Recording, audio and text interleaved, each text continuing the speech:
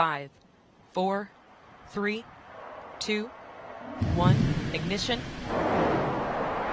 and liftoff of Starliner and Atlas V, carrying 2 American heroes, drawing a line to the stars for all of us. Calling down to Mission Control here in Houston that the spacecraft has begun rolling into the right attitude for its ascent, and the Guidance, Navigation, and Control Officer here in the room seeing good data on that.